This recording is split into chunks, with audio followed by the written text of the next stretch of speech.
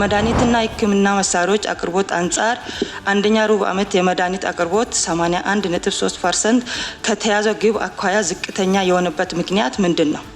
ችግሩን ለመፍታት ምን እየተሰራ ነው? የጥራት ቁጥጥር አገልግሎታችን ማቹሪቲ ሌቭል 3 ቢደርስም ይሄ የሚቀጥልና ከተከታታይነት ያለው ግምገማ የሚፈልግ ስለሆነ ያገኘንባቸውን ውጤቶች ከአምራቾች ጋር ይዞ ወደዚህ አገልግሎት ወደዚህ ደረጃ የገባን ሀገር እንደመሆናችን ይህንን የማስጠበቅ ስራ ተባብረን የምንሰራ ይሆናል። እነዚህ ያልተፈቱ ችግሮች ባሉበት ወቅት በእስራኤል ቁጥጥር ስር ያለውን አካባቢ የሚያመለክተውን ቢጫ መስመር ከሚባለው ደቡባዊ ከተማ ራፋ ዋሻዎች ውስጥ እንዳሉ የሚታመኑ በርካታ የሐማስ ተዋጊዎች ጋር በተያያዘ በቅርቡ ሌላ ፈተና ብቅ ብሏል። የሩሲያ ኃይሎች ከተማዋን ለመያዝ ከአንድ ዓመት በላይ ያሳለፉ ሲሆን የዩክሬኑ ፕሬዝዳንት ቮሎዲሚር ዜሌንስኪ ጭጋጋማው የአየር ሁኔታ ለሩሲያ ጥቃቶች ተመራጭ እንደሆነና ሁኔታው አስቸጋሪ እንደሆነ ተናግረዋል። መገናኛ ብዙሃን የህዝብን ሰላምና ደህንነት እንዲሁም ተጻራሪ መብቶችና ጥቅሞችን ባከበረ መልኩ በኃላፊነት መንቀሳቀሳቸውን ማረጋገጥና በህግ መሰረት እንዲሰሩ የሚያስችል የህግ ማዕቀፍና ስርዓት መዘርጋት በማስፈለጉ የመገናኛ ብዙሃን አዋጅ ሊወጣ ችሏል። ሰላም ጤና ይስጥልን ውድ የሀገሬ ቴሌቪዥን ተመልካቾች እንደምን አምሽታችኋል። ሙሴ ከበደ ከመላው ስቱዲዮ ባለሙያዎች ጋር የሰዓቱን መረጃዎች ይዘን ቀርበናል። እስከ ፍጻሜው አብራችሁን ቆዩም። በቀዳሚነት አበይት ወዳደረግናቸው ርዕሰ ጉዳዮች አመራለሁ። በሩብ ዓመቱ በጤና ሚኒስቴር የተመዘገቡ ውጤቶች በአብዛኛው መልካም የሚባሉ ቢሆንም ከመድኃኒት አቅርቦትና ከወባ ወረርሽኝ ስርጭት መከላከል ጋር በተያያዘ ውስንነቶች መኖራቸው ተነግሯል። ጤና ሚኒስቴር በበኩሉ የግብዓቶች ዓለም አቀፍ ከፍተኛ የዋጋ ጭማሪ በዘርፉ ላይ ጫና እየፈጠረ መቀጠሉን አስታውቆ የሀገር ውስጥ መድኃኒት አምራቾችን የማበረታታት ስራዎች እየተሰሩ ነው ብሏል። ተጨማሪ አለን። የጤና ማህበራዊ ልማት ባህልና ስፖርት ጉዳዮች ቋሚ ኮሚቴ የጤና ሚኒስቴርና ተጠሪ ተቋማትን የ2018 ሩብ ዓመት ዕቅድ አፈጻጸም ገምግሟል። የበሽታዎችና ወረርሽኝ ስርጭት ከመክታት የመድኃኒትና ሕክምና መሳሪያዎችን አቅርቦት ከማሻሻል የእናቶች ጨቅላ ህጻናትና ህጻናት ጤና አገልግሎትን ከማሳደግ የስርዓተ ምግብ አገልግሎትን ከማስፋፋትና በመሳሰሉት ጉዳዮች በሩብ ዓመቱ በተሰሩ ስራዎች አመርቂ የሚባል ውጤት መታየቱን ቋሚ ኮሚቴው ገልጿል። ይሁንና በተለይም ከመድኃኒት አቅርቦትና ወባን በመሳሰሉ ወረርሽኞች ስርጭት መከላከል ላይ በሩብ ዓመቱ የታዩ ክፍተቶች እንዲቀረፉ ተጠይቋል። ከመድኃኒትና ሕክምና መሳሪያዎች አቅርቦት አንጻር አንደኛ ሩብ ዓመት የመድኃኒት አቅርቦት 81.3% ከተያዘው ግብ አኳያ ዝቅተኛ የሆነበት ምክንያት ምንድነው? ችግሩን ለመፍታት ምን እየተሰራ ነው? የመድኃኒትና ሕክምና መሳሪያ ከፍተኛ ክምችት በዋና መስሪያ ቤት በቅርንጫፍ መጋዘኖች ሪፖርቱ ያመለክታል። በፍጥነት ተሰራጭቶ በስራ ላይ እንዲውል ለምን አልተደረገም? በሌላ መንገድ የመድኃኒት የዱቤ ሽያጭ ከተሰጠው 74.1% ያልተሰበሰበ መሆኑ ሪፖርቱ ያሳያል። ስለሆነም አዲስ አዋጅ በሚፈቅደው መሰረት ለምን ገንዘቡን መሰብሰብ አልተቻለም? ጥያቄ 4 የወባ ወረርሽኝ ከጊዜ ወደ ጊዜ እየጨመረ ከመምጣቱም ጋር ተያይዞ የወባ ወረርሽኝ የመተንበይ እና የመለየት ቅድመ ዝግጅት ከማድረግ አንጻር ሚኒስቴር መስሪያ ቤቱ ምን ተግባር እየፈጸመ ይገኛል? በብራራ ከዚህ ጋር ተያይዞ የኮሌራና የኩፍኝ እንዲሁም የክትባትን የምንከላከልበት የፖሊዮ በሽታ አሁንም የህዝባችን ጤና ችግር ሆኖ ቀጥሏል። ስለሆነም ሚኒስቴር መስሪያ ቤቱ እነዚህን ወረርሽኞችን ለምን መቆጣጠር አልቻለም? ኢትዮጵያ መድኃኒት አቅራቢ አገልግሎት ዋና ዳይሬክተር ዶክተር አብዱልቃድር ገልገሎ በበኩላቸው በብድር የተወሰዱ የመድኃኒቶችን ገንዘብ ከተቋማት ለማስመለስ እየተሰራ መሆኑን ገልጸው በሩብ ዓመቱም 500 ያህል ያልተመለሰ ብድር አገልግሎቱ ማስመለሱን ተናግረዋል። በ6 ወር ውስጥ መክፈል ግዴታ አለባቸው። በ6 ወር ውስጥ መክፈል ካልቻሉ ተቋሙ ካላቸው አካውንት የመሰብሰብ እድል ተሰጥቶታል። ያ ደግሞ በውላቸው መሰረት የሚል ተቀመጠ በመሆኑ የመጀመሪያ ሩብ ዓመት ላይ 5% መሰብሰብ ችለናል።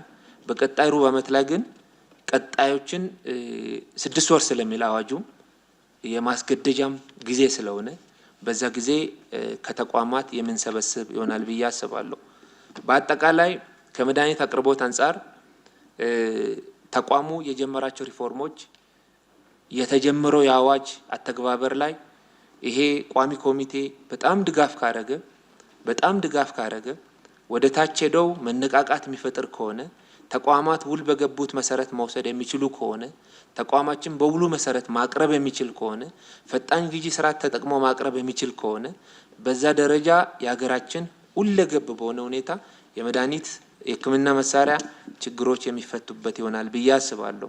የጤና ሚኒስትሯ ዶክተር መቅደስ ዳባ በበኩላቸው ተቋማቸው የእናቶችና ህጻናት ጤናን ለማሻሻል በተለያዩ ዘመቻዎችና ፕሮግራሞች ከማህበረሰብ ግንዛቤ ማሳደግ ጀምሮ በልዩ ትኩረት በርካታ ስራዎችን እየሰራ መሆኑን ገልጸዋል።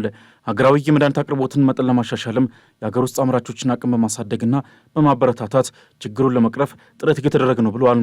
ከሀገር ውስጥ የሚገዙ መድኃኒቶችን በጣም በሰፊ ቁጥር የምንገዛበት ጊዜ ስለሚሆን በተለይ አቅራቢዎች የግሉ ዘርፍም በዚህ ዘርፍ የተሰማሩም በጣም በትኩረት ህብረተሰባችንን ቃል ገብተን እናቀርባለን ብለን ስለሆነ እየሰራን ያለነው በሁሉም በፋይናንስም በሁሉም ቦታ ያሉ ተባብረን ለህብረተሰባችን ጥራት ያለው አገልግሎት እንዲያቀርቡ ጥራታቸውን የማያሟሉ ደግሞ ህብረተሰባችንን ምንም አይነት ጉዳት እንዳይደርስ የጥራት ቁጥጥር አገልግሎታችን ማቹሪቲ ሌቭል 3 ቢደርስም ይሄ የሚቀጥልና ከተከታታይነት ያለው ግምገማ የሚፈልግ ስለሆነ ያገኘንባቸውን ውጤቶች ከአምራቾች ጋር ይዞ ወደዚህ አገልግሎት ወደዚህ ደረጃ የገባን ሀገር እንደመሆናችን ይህንን የማስጠበቅ ስራ ተባብረን የምንሰራ ይሆናል። በዚህም ጠንከር ያለ ክትትል ጠንከር ያለ እርምጃዎችን የምንወስድ ይሆናል ማለት ነው። ወባም ሌሎችም እንደ አህጉር ደረጃ በጣም ብዙ ወረርሽኞችን እያየን ያለንበት ጊዜ ነው። ከዚህ አንጻር በንቃት አብረን ክትትሎችን እንድናደርግ የተለያዩ ነገሮች ሲመጡ ከኤምፖክስ ብዙ ነገር ተምረናል። ሲመጣ ያለውን ሪፖርት በማየት ህብረተሰብ በማናበብ ባንዴ መቆጣጠር የምንችልበትን አቅም በጋራ ከሰራን ስለሚቻል የሚዲያም የማህበረሰብም የሁሉም ባለድርሻ አካላት የጋራ ስራ ይፈልጋል።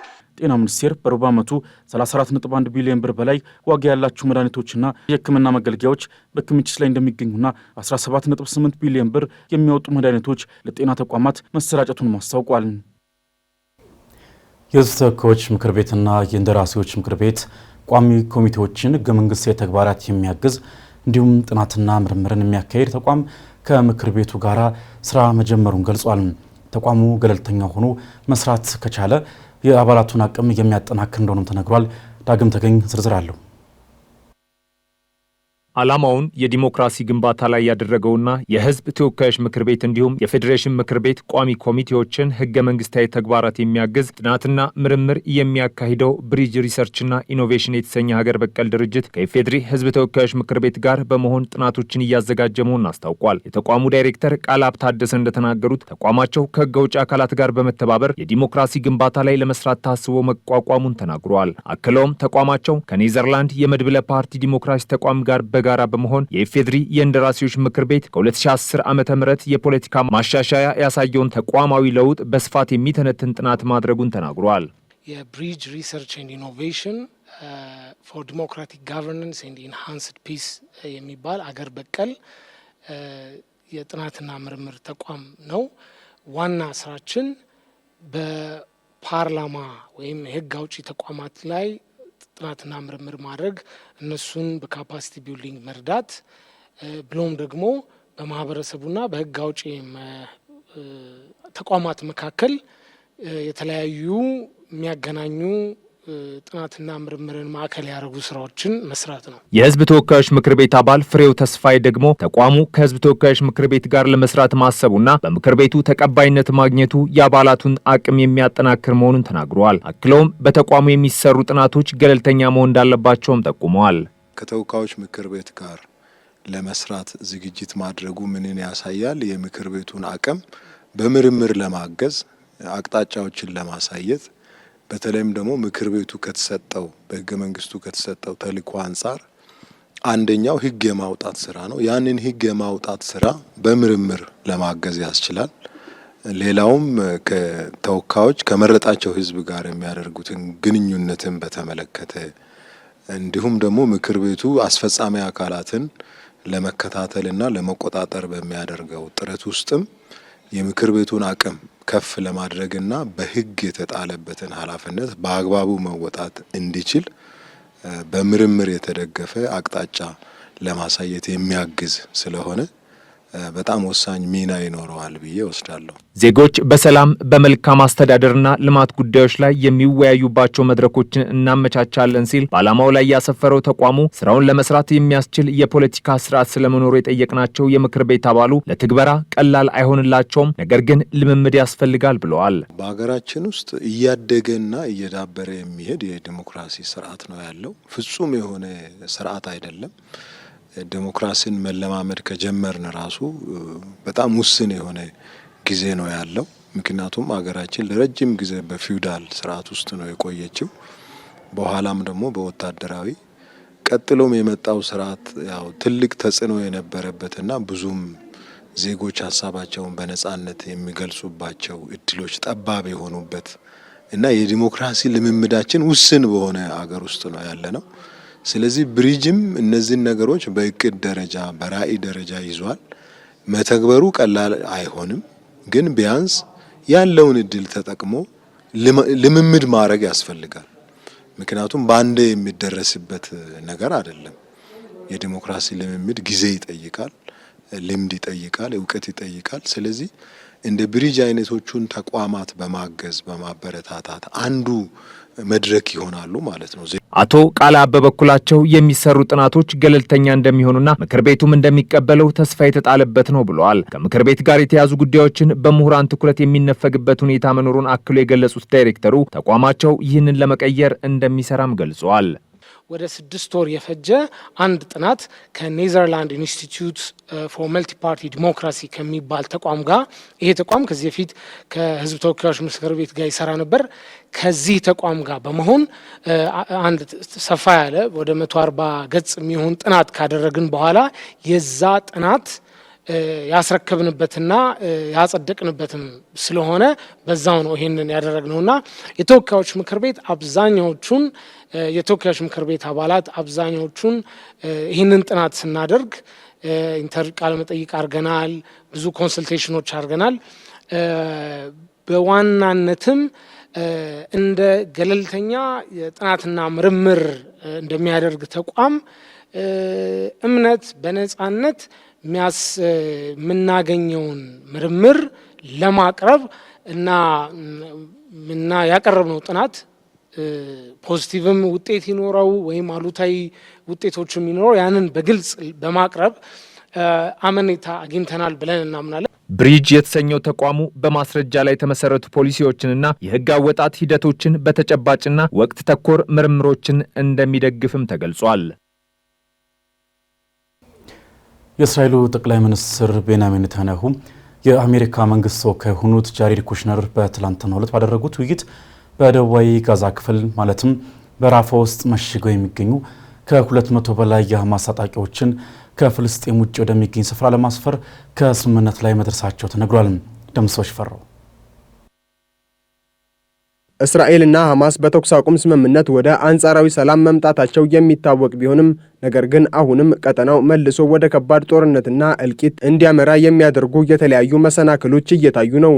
ሁለቱ አካላትን ወደ ጦርነት ሊያስገባ ይችላል ተብሎ የሚጠበቀው ደግሞ በመጀመሪያው ዙር የተኩስ አቁም ስምምነት የተደረሰባቸው ጉዳዮች በአግባቡ ተግባራዊ አለመሆን አንደኛው ሲሆን፣ ሌላኛው ደግሞ የአሜሪካው ፕሬዝዳንት ዶናልድ ትራምፕ ባቀረቡት እቅድ መሰረት በቀጣይ ዙሮች ድርድር ይደረግባቸዋል ተብለው የሚጠበቁት ቅድመ ሁኔታዎች ናቸው። አሁን ላይ ለስምምነቱ መፍረስ ስጋት ናቸው ብላ እስራኤል ከምታቀርባቸው ነገሮች መካከል አንደኛው አሁንም በተለያዩ የጋዛ አካባቢዎች ውስጥ ታጥቀው የሚንቀሳቀሱ የሽምቅ ተዋጊዎች ጉዳይ ተጠቃሽ ነው። ከዚህ ጋር በተያያዘ የሚነሱት ደግሞ በደቡባዊ የጋዛ ክፍል ውስጥ ማለትም በራፋ በሚገኙ የተለያዩ ዋሻዎች ውስጥ ሸምቀው የሚገኙት የሐማስ ታጣቂዎች ናቸው። ቁጥራቸው ከ200 በላይ እንደሆኑ የሚገመቱት እነዚህ ታጣቂዎች አሁን በእስራኤል ቁጥጥር ስር በሚገኘው የጋዛ ክፍል ውስጥ የሚገኙ ሲሆን በአካባቢው ያሉት የእስራኤል ወታደሮች ከሚያደርጓቸው እንቅስቃሴዎችና ከሚወስዷቸው እርምጃዎች ጋር በተያያዘ ከእነዚህ ታጣቂዎች ጋር ተደጋጋሚ አለመግባባቶች ውስጥና ግጭቶች ውስጥ እንደሚገቡ የአናዶሉ ዘገባ ያሳያል። ይህንንም ተከትሎ እነዚህ ከ200 በላይ የሚሆኑት የሐማስ ተዋጊዎች አሁንም በዋሻ ውስጥ ሆነው የጋዛው የተኩስ አቁም ወደፊት እንዳይራመድ እንቅፋት እየፈጠሩ እንደሆነ የእስራኤል መንግስት ይወቅሳል። የጋዛው የተኩስ አቁም ስምምነት ወደሚቀጥለውና የበለጠ ውስብስብ ምዕራፍ ለማራመድ አደራዳሪዎቹ አካላት በሚያደርጉት ጥረት አዳዲስ እንቅፋት እያጋጠማቸው ባለበት በዚህ ወቅት የአሜሪካው ፕሬዝዳንት ዶናልድ ትራምፕ አምባሳደርና አማች ጃሬድ ኩሽነር ሰኞ ዕለት ወደ እስራኤል አምርተዋል። የሐማስ ትጥቅ መፍታት፣ የጋዛ መልሶ ግንባታና የወደፊት አስተዳደር እንዲሁም ዓለም አቀፍ የጸጥታ ኃይል ወደ ግዛቱ ማሰማራትን ጨምሮ ወሳኝ ናቸው ተብለው የሚጠበቁት ቅድመ ሁኔታዎች እስካሁን ወደ ድርድር አልተገባባቸውም። በእነዚህም ወሳኝ ጉዳዮች ላይ በቀጣይነት ይደረጋል ተብሎ የሚጠበቀውን ድርድር በተመለከተ እስካሁን ከሁለቱም ወገን ሆነ እንደ አሜሪካ ካሉት አደራዳሪዎች በኩል በዚህ ቀን ይደረጋል ተብሎ የተቀመጠ የጊዜ ሰሌዳ የለም። እነዚህ ያልተፈቱ ችግሮች ባሉበት ወቅት በእስራኤል ቁጥጥር ስር ያለውን አካባቢ የሚያመለክተውን ቢጫ መስመር ከሚባለው ደቡባዊ ከተማ በራፋ ዋሻዎች ውስጥ እንዳሉ የሚታመኑ በርካታ የሐማስ ተዋጊዎች ጋር በተያያዘ በቅርቡ ሌላ ፈተና ብቅ ብሏል። ባለፈው ሳምንት የአሜሪካ ልዩ መልእክተኛ ስቲቭ ዊትኮፍ ትጥቃቸውን ለሚፈቱ ተዋጊዎች ይቅርታ ሊሰጥ እንደሚችልና ይህ ዋሽንግተን በቀሪው የጋዛ ክፍል ተግባራዊ ለማድረግ ለምትፈልገው እቅድ አጋዥ ሊሆን እንደሚችል ተናግረዋል። ትክክለኛ የተዋጊዎቹ ቁጥር የተረጋገጠ ባይሆንም ስቲቭ ዊትኮፍ ግን 200 ተዋጊዎች አሁንም ድረስ ዋሻው ውስጥ እንዳሉ ተናግረዋል። እንደ ሮይተርስ ዘገባ ከሆነ ኩሽነር እና የእስራኤል ጠቅላይ ሚኒስትር ቤንያሚን ኔታንያሁ በትላንትናው ዕለት በኢየሩሳሌም ባካሄዱት ስብሰባ ላይ ጉዳዩን ተወያይተውበታል። በውይይታቸውም በደቡባዊ የጋዛ ክፍል ማለትም ራፋ ውስጥ መሽገው የሚገኙ ከ200 በላይ የሐማስ ታጣቂዎችን ከፍልስጤም ውጪ ወደሚገኝ ስፍራ ለማስፈር ከስምምነት ላይ መድረሳቸው ተነግሯል። አሁን ታጣቂዎቹን ከስፍራው ለማስወጣት የተያዘው እቅድ ደህንነቱ በተጠበቀ መልኩ መሆን እንደሚኖርበት ጄርድ ኩሽነር ተናግረዋል። እቅዱ ታጣቂዎቹን በሌላ ገለልተኛ አገር ለማስፈር ያለመ ቢሆንም እስካሁን ታጣቂዎቹን ተቀብሎ ለማስፈር ፈቃደኛነቱን የገለጸ አገር የለም። ሐማስ ቀደም ሲል ተዋጊዎቹ እጅ እንደማይሰጡና እስካሁን ድረስ በእስራኤል ውድቅ ሲደረግ የቆየው ደህንነቱ የተጠበቀ መንገድ እንዲሰጣቸው መጠየቁ የሚታወስ ሲሆን የአሁኑን የሐማስና የአሜሪካ እቅድ በተመለከተ ግን የሰጠው ምላሽ የለም። ከእስራኤል በኩል ዛሬ ላይ የተሰማው መረጃ ደግሞ ከአሜሪካ ጋር በመሆን በራፋ የሚገኙትን የሐማስ ተዋጊዎች ማስወጣት በሚለው ሐሳብ ላይ ከስምምነት ቢደረስም ታጣቂዎቹ ግን እስካሁን ምንም አይነት የፈቃደኝነት ምላሽ አለመስጠታቸውን ያስረዳል። በሐማስና በእስራኤል መካከል የተፈጸመው የመጀመሪያ ዙር ስምምነት ላይ የሚነሱ አለመግባባቶች እንዳሉ ሆነው ደግሞ በቀጣይነት መቼ እንደሚካሄድ ባልታወቀው ሁለተኛ ዙር ድርድር ላይ ለውይይት ይቀርባሉ ተብለው የሚጠበቁት ጉዳዮችም አሁን ያለውን አለመግባባትና መካሰሶች ይበልጥ የሚያባብሱ አለፍ ሲልም ጦርነቱ ተባብሶ እንዲቀጥል የሚያደርጉበት እድል እንዳለ እየተገለጸ ነው። በቀጣዩ ድርድር ይቀርባሉ ተብለው ከሚጠበቁት የመደራደሪያ ሐሳቦች መካከል የሐማስ ትጥቅ መፍታትና ከየትኛውም የጋዛም ሆነ የፍልስጤም ቀጣይ የአስተዳደር ስርዓት ውጪ እንዲሆን የሚጠይቁት ተጠቃሽ ናቸው። ለቀናት የዘለቀው ጥቅጥቅ ያለ ጭጋግ የዩክሬን የአየር ላይኖች የሆኑትን ድሮኖች ኢላማቸውን እንዳይመቱ እያደረገ ነው ተብሏል።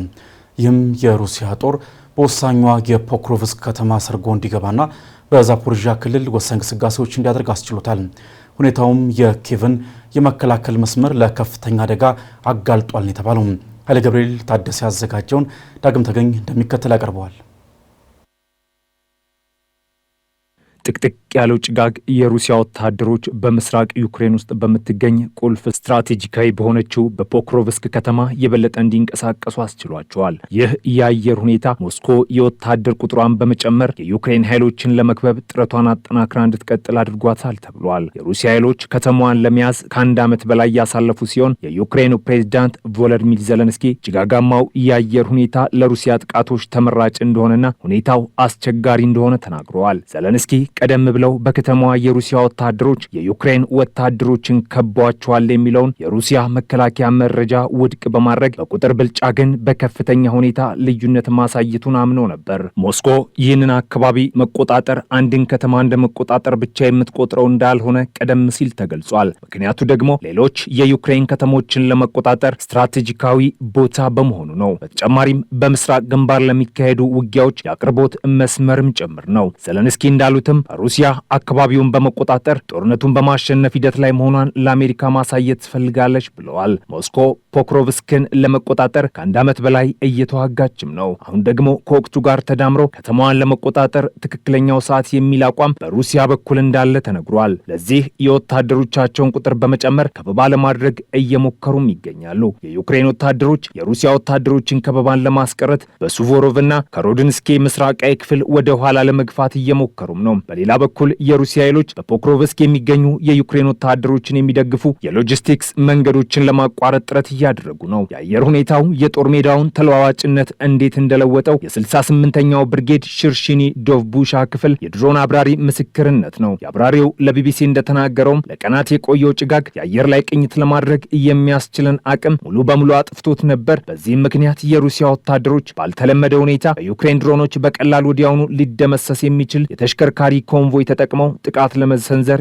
የደፈሩበት ሁኔታ ተፈጥሯልም ብሏል። በማህበራዊ ሚዲያ በስፋት የተሰራጨ አንድ ቪዲዮ የሩሲያ ወታደሮች በጭጋጋማ መንገድ ላይ በሲቪል መኪኖችና ሞተር ሳይክሎች በግልጽ ሲንቀሳቀሱ ያሳያል። ቢቢሲ የዚህ ቪዲዮ የተቀረጸበትን ቦታ በከተማይቱ ደቡባዊ ጫፍ በሰሊዶቭ ፖክሮቭስክ አውራ ጎዳና ላይ መሆኑን አረጋግጧል። ፕሬዚዳንት ዘለንስኪ ባለፈው ረቡዕ በፖክሮቭስክ 300 የሩሲያ ወታደሮች መኖራቸውን የገለጹ ሲሆን ሰባተኛው ኮርፕ ይህንኑ ቁጥር አረጋግጧል። ነገር ግን የቪዲዮ ማስረጃው ከዚያ ጊዜ ወዲህ ቁጥሩ ሳያድግ እንዳልቀረም ይጠቁማል። በዩክሬን የሚገኘው ዲፕ ስቴት የተሰኘው የክትትል ቡድን ባወጣው ካርታ መሰረት የሩሲያ ወታደሮች በአብዛኛዎቹ የፖክሮቭስክ አካባቢዎች እየተጠጉ ያሉ ይመስላሉ።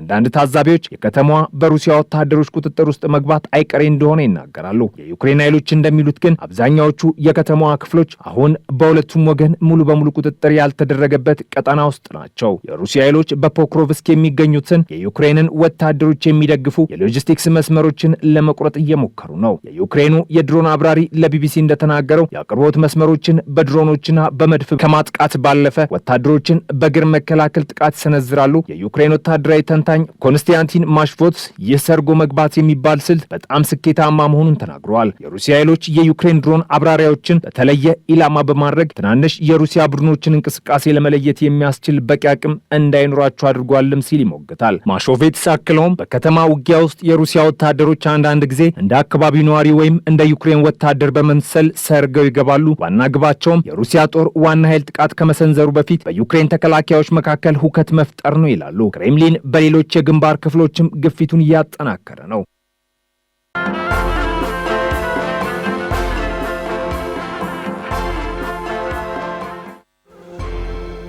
ወደ አጫጭር መረጃዎቻችን አለፍን። ከትንንሽ ከተሞች እስከ ትልልቅ ከተሞች ድረስ ወደ ጎዳና ወጥተው የሚኖሩ ዜጎች ቁጥር መጨመሩ ተገለጸ። የሴቶችና ማህበራዊ ጉዳይ ሚኒስቴር የሩብ ዓመቱን ሪፖርቱን ለተወካዮች ምክር ቤት ባቀረበበት ወቅት ውሎ አዳራቸውን ጎዳና ላይ ያደረጉ ዜጎች ቁጥር ከጊዜ ወደ ጊዜ እየጨመረ መሆኑን ያብራሩት የሴቶች ማህበራዊ ጉዳይ ሚኒስቴር ዴኤታ ሁሪያ አሊ ናቸው።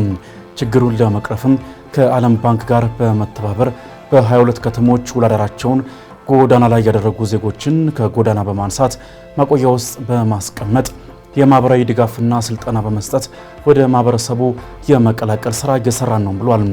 በተፈጥሮና ሰው ሰራሽ ችግሮች የተነሳ ዜጎች ወደ ጎዳና እንዲወጡ የተገደዱ መሆኑ ክስተቱ ከጊዜ ወደ ጊዜ እየጨመረ እንዲመጣ ማድረጉን ገልጸው ለችግሩ በአንድ ወይም ሁለት ተቋማት ብቻ መፍትሄ እንደማይመጣም አክለው ገልጸዋል።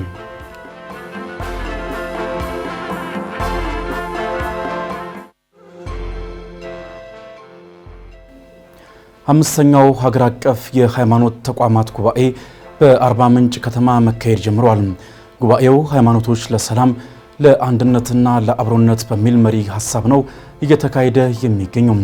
ለሁለት ቀናት የሚቆየውን ጉባኤ የኢትዮጵያ የሃይማኖት ተቋማት ፎረምና የደቡብ ኢትዮጵያ ክልል ሃይማኖት ተቋማት በጋራ አዘጋጅተውታል። በመርሃ ግብሩ የኢትዮጵያ የሃይማኖት ተቋማት ጉባኤ ጠቅላይ ጸሐፊ ሊቀ ትጉሃን ቀሲስ ሳጋይ ታደለን ጨምሮ የፎረሙ አባላት፣ የደቡብ ኢትዮጵያ ክልል ሃይማኖት ተቋማት አባላትና የክልሉ ከፍተኛ አመራሮች ተሳትፎበታል። ጉባኤው ዛሬ ህዳር 3 እና ህዳር 4 ቀን 2018 ዓ.ም በፓናል ውይይትና የሰላም ኮንፈረንስ የሚደረግ ይሆናል።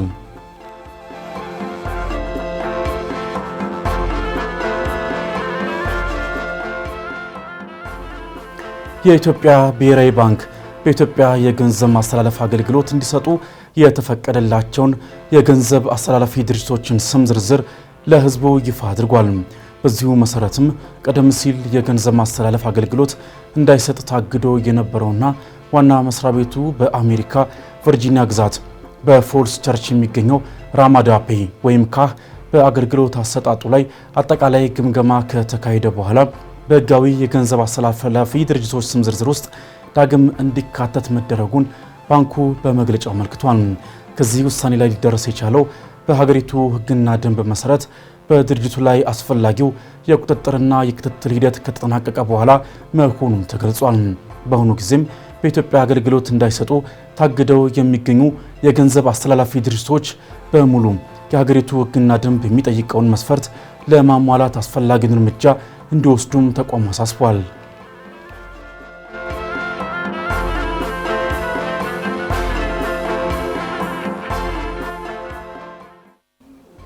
ከውጭ የኬንያ የውጭ ጉዳይ ቢሮ የአሜሪካው ምክትል ፕሬዝዳንት ጄዲ ቫንስ ወደ ኬንያ ሊያደርጉት የነበረው ጉብኝት በትራምፕ ትዕዛዝ መሰረዙን ገልጿል። ጄዲ ቫንስ በደቡብ አፍሪካ በሚካሄደው የቡድን 20 አባል ሀገራት ስብሰባ ላይ ተካፍለው በዛው ወደ ናይሮቢ ያቀናሉ ተብሎ የነበረ ቢሆንም ትራምፕ የትኛውም የአሜሪካ ባለስልጣን በስብሰባው እንዳይገኝ መከልከላቸውን ተከትሎ የጄዲ ቫንስ የናይሮቢ ጉዞም መሰረዙ ተነግሯል። ጉብኝታቸው ስለመሰረዙ ከአሜሪካ መንግስት መረጃ እንደተሰጠ በመግለጽ ይፋ ያደረገው የኬንያ የውጭ ጉዳይ ቢሮ ጄዲ ቫንስ በጉብኝታቸው ከኬንያ ጋር ያላቸውን ዲፕሎማሲያዊና የሁለትዮሽ ንግድ ግንኙነት ማጠናከር ላይ ትኩረቱን ያደረገ እንደነበረም ተገልጿል። ከዚህ ጋር ተይዞም በመጠናቀቅ ላይ ያለውን የኬንያ የአጓ ከቀረጥ ነጻ ዕድል ማራዘምን በተመለከተም ውይይቶች የማድረግ እቅድ እንደነበረ ሮይተርስ ዘግቧል።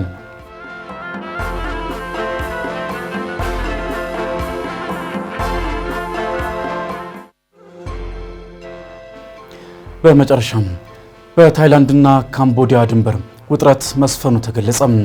በሀገራቱ መካከል በተከሰተ አዲስ ግጭትም የአንድ ሰው ሕይወት ማለፉንና 3 ሰዎች መቁሰላቸውን ሮይተርስ ዘግቧል። ከዚህ ቀደም በድንበሩ አቅራቢያ በተፈጠረው ፍንዳታ 4 የታይላንድ ዜጎች ለጉዳት መዳረጋቸውን ተከትሎ ካምቦዲያ ይቅርታ ልትጠይቅ ይገባል ሲሉ የታይላንድ የውጭ ጉዳይ ሚኒስትር ተናግረው ነበር። ሚኒስትሩ አክለውም በአሜሪካ ተደርጎ የነበረውን ስምምነት ያፈረሰችው ካምቦዲያ ጸብ አጫሪ ድርጊቶችን እያደረገች ነው ሲሉ ወንጅለዋታል። ካምቦዲያ በበኩሏ በታይላንድ ጸብ አጫሪ ድርጊት ፈጽማለች መባሉን ውድቅ አድርጋለች። ሀገራቱ በተለያየ ጊዜ የሚፈጠር የግጭት ቀጠና መሆናቸውንና እርስ በርስ የሚሳኤልና አየር ድብደባዎችን የሚያደርጉ መሆናቸውን የሚወጡ መረጃዎች ያመለክታሉ።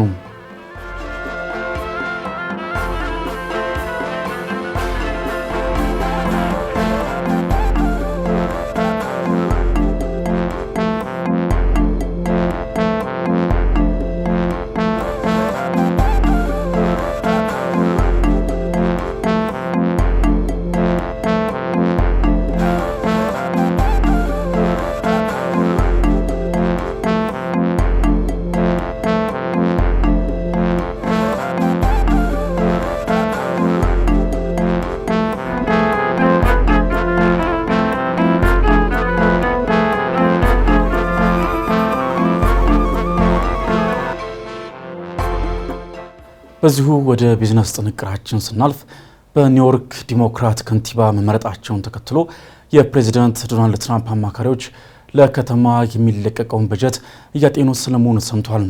ከሳምንታት በኋላ የከንቲባነት ኃላፊነት የሚረከቡት ዛህራን ማምዳኒ በበኩላቸው የተለያዩ ማስተካከያዎችን በማድረግ በነጋዴዎች ላይ ግብር እንደሚጨምሩ ተናግረዋል።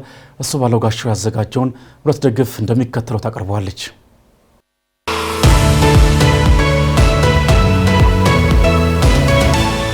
በአሜሪካዋ ኒውዮርክ ከተማ በተካሄደው የከንቲባ ምርጫ አሸናፊ የሆኑት ዞህራን ማምዳኒ ምርጫ ያሸነፉበትን ኃላፊነት ገና ሳይረከቡ በአነጋጋሪነታቸው ቀጥለዋል።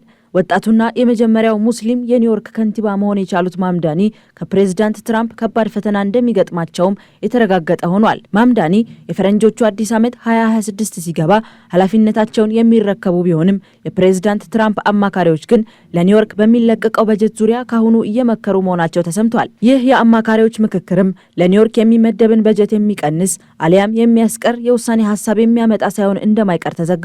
የዴሞክራቲክ ፓርቲ አባላት የምክር ቤት ምርጫን ጨምሮ የከንቲባነት ቦታውን የሚያሸነፉባት ኒውዮርክ የትራምፕ የኢኮኖሚ በትር የሚያርፍባት ከተማ ሆናለች። በኮንግረስ በበጀት ጉዳይ በተፈጠረ ልዩነት የአሜሪካ የመንግስት አስተዳደር ዝግ ሲደረግ ጉዳት ካስተናገዱ የአሜሪካ ግዛቶች መካከል ኒውዮርክ ከተማ ቀዳሚዋ ነበረች። ለከተማዋ የትራንስፖርት መሰረተ ልማት የተመደበ የ18 ቢሊዮን ዶላር በጀትም መሰረዙ ይታወሳል። ራሳቸውን ሶሻል ዲሞክራት ሲሉ የሚገልጹት ማምዳኒ ወደ ስልጣን ሲመጡ ደግሞ ይህ የፕሬዝዳንት ትራምፕ በትር መጠበቁ አይቀርም።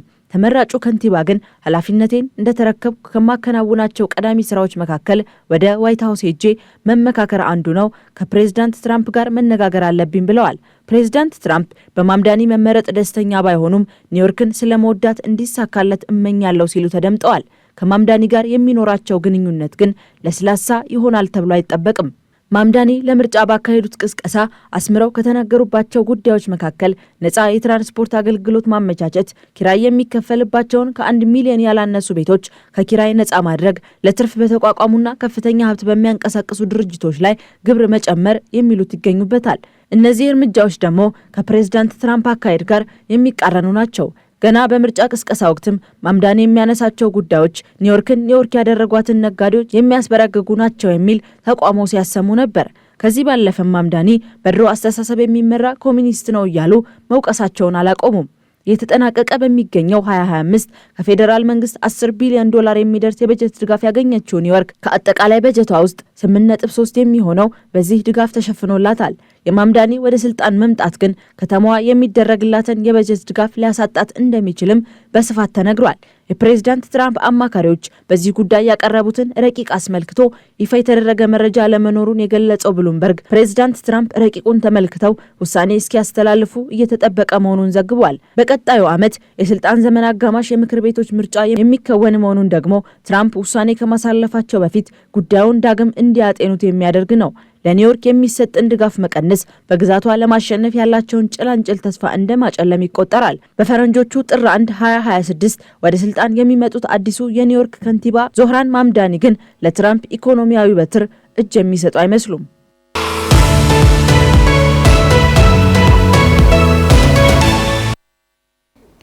በፕሬስና ሀሳብን በነጻ የመግለጽ ህገ መንግስታዊ መብት ላይ የተደረጉ ገደቦች እንዳሉ ሆነው በመገናኛ ብዙሃን የስም ማጥፋት ቢካሄድ በፍትሐ ብሔር ህጉ እንጂ በወንጀል ህጉ አይታይም። በመገናኛ ብዙሃን ስለሚጠፋ ስም ህጉ ምን ይላል? የዛሬው ከጠበቋ ጋር ጥንቅራችን ትኩረት ነው። ወደዛው እንለፍ።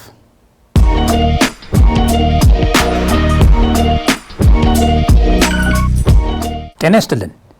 የስም ማጥፋት ተግባር በመገናኛ ብዙሃን በፍትሐ ብሔር እንጂ በወንጀል የማያስጠይቅ መሆኑን በተመለከተ ገነክ መረጃ ላካፍላችሁ። ጠበቃ እንዳርጌ ካሴ ነኝ። አብራችሁን ቆዩ። አንድ አዋጅ ሲወጣ የአዋጁ አጠቃላይ ዓላማ የሚንጸባረቅበት ክፍል የአዋጁ መግቢያ ሲሆን በዚህ መሰረት የመገናኛ ብዙሃንን አዋጅ ለማውጣት ገፊ ምክንያት ተደርጎ የተያዘው በኢትዮጵያ ህገ መንግስት እንዲሁም በኢትዮጵያ ላይ ግዴታ የሚጥሉ ዓለም አቀፍ የሰብአዊ መብቶች ስምምነቶች የተረጋገጠውን ሀሳብን በነጻነት በተሟላ መልኩ ተግባራዊ ለማድረግ ከማህበራዊ፣ ኢኮኖሚያዊ፣ ፖለቲካዊና ከቴክኖሎጂ እድገት ጋር የሚጣጣም ህግ ማውጣት በማስፈለጉ ሀሳብን በነጻነት የመግለጽና የመገናኛ ብዙሃን መብቶች በህገ መንግስቱ የተረጋገጡ ሌሎች ሰብአዊ መብቶችንና ነጻነቶችን ለማረጋገጥ ያላቸውን ፋይዳ በመገንዘብና በሀገራችን ዲሞክራሲ ስርዓትን ለመገንባት የሚደረገው ጥረት ስኬታማ እንዲሆን መገናኛ ብዙሃን የሚጫወቱት የማይተካ ሚና በመረዳት ይህን ሁኔታ ሊያስተናግድ የሚችል ህግ ማውጣት በማስፈለጉ መገናኛ ብዙሃን የህዝብን ሰላምና ደህንነት እንዲሁም ተጻራሪ መብቶችና ጥቅሞችን ባከበረ መልኩ በኃላፊነት መንቀሳቀሳቸውን ማረጋገጥና በህግ መሰረት እንዲሰሩ የሚያስችል የህግ ማዕቀፍና ስርዓት መዘርጋት በማስፈለጉ የመገናኛ ብዙሃን አዋጅ ሊወጣ ችሏል። ከዚህ ላይ ልብ ሊባል የሚገባው የመገናኛ ብዙሃን የወጣበትን ገፊ ምክንያቶች እንደወረደ ከመግለጽ ያለፈ ስላተገባበሩ አላነሳንም። ወደ ዋናው ርዕሰ ጉዳያችን ስንመለስ የስም ማጥፋት ተግባር በመገናኛ ብዙሃን ሲፈጸም ከፍትሐ ብሔር ኃላፊነት በስተቀር በወንጀል የማያስጠይቅ መሆኑን የመገናኛ ብዙሃን ህግ በግልጽ ደንግጓል። ወደ ዝርዝር ጉዳዩ ከመግባታችን በፊት የመገናኛ ብዙሃን አዋጁ ለራሱ ለመገናኛ ብዙሃን የሰጠውን ትርጉም እንመለከታለን። የመገናኛ ብዙሃን ማለት በየጊዜው የሚወጡ ህትመትን፣ የብሮድካስት አገልግሎትንና የበየነ መረብ የመገናኛ ብዙሃንን በመጠቀም የዜና ወይም የፕሮግራም ወይም የዜናና የፕሮግራም አገልግሎት ለህዝብ ለማቅረብ የተቋቋሙ አካላት ሲሆኑ መጽሐፍትን፣ ማህበራዊ መገናኛ ብዙሃንን፣ ጦማሮችንና በየጊዜው የሚወጣ ህትመት አካል ያልሆኑ ፎቶ፣ ስዕልና ካርቱንን ሳይጨምር የዜና አገልግሎት ድርጅቶችን ያካትታል። የበይነ መረብ መገናኛ ብዙሃን ማለት በመገናኛ ብዙሃን አገልግሎት አቅራቢው ይዘት ላይ የመወሰን ኃላፊነት ስር ዋነኛ ስራው ዜናና ፕሮግራምን መሰብሰብ፣ ማዘጋጀት፣ ማጠናከርና ማሰራጨት በሆነ ድርጅት በኢንተርኔት አማካኝነት የሚሰራጭ ምስል፣ ድምፅ፣ ቪዲዮና የድረገጽ ጽሁፍን በመጠቀም ወይም እነዚህን በማቀናጀት መረጃ የማስተላለፍ አገልግሎት ነው። ፌስቡክ፣ ቲክቶክ፣ ቴሌግራምና መሰል የኤሌክትሮኒክስ ሚዲያዎችን ይጨምራል። ምንም አይነት የህዝብ ጥቅም በሌለበት በግለሰቦች ላይ ከሚፈጸም በስተቀር የመጉዳት ሀሳብ ከሌለና የንግግሩ ይዘት እውነተኛ የሆነ እንደሆነ የንግግሩን እውነተኛነት ለማረጋገጥ ተቀባይነት ያላቸውን አካሄዶችና መንገዶች ሁሉ ተጠቅሞ ያገኘው መረጃ ትክክለኛ እንደሆነ በቅንነት በማመን ያደረገው ንግግር ከሆነ ወይም ለሕዝብ ጥቅም ሲባል የተደረገ ንግግር ከሆነ በስም ማጥፋት ተፈርጀው የፍትሐብሔር ተጠያቂነት አያስከትሉም። ከመገናኛ ብዙኃን ሕጉ ስንነሳ የስም ማጥፋቱ ተግባር የሕዝብ ጥቅም ካለበት በመገናኛ ብዙኃን ላይ የሚጣለው የህሊና ጉዳት ካሳ ከብር 300 ሺህ ሊበልጥ አይችልም። የህሊና ጉዳት ካሳ ሲወሰን የመገናኛ ብዙኃንን የትርፍ ሁኔታ፣ የደረሰውን የጉዳት መጠንና የሚወሰነውን ካሳ በመገናኛ ብዙኃን ህልውና ላይ ያለውን ተጽዕኖ ከግምት ውስጥ ማስገባት አለበት። የህዝብ ጥቅም ሲባል የህዝብ ጥቅም ማለት ከግል ወይም ከጥቂት ቡድኖች የጥቅም ፍላጎት በተቃራኒ የማህበረሰቡን የደህንነት፣ የምጣኔ ሀብት፣ የባህል፣ የፖለቲካና መሰል ተፈጥሮ ያላቸውን ጥቅሞች ጨምሮ የሰፊው ህዝብ ተጠቃሚነት ነው በሚል የመገናኛ ብዙኃን አዋጅ ትርጉም ይሰጠዋል። አመሰግናለሁ።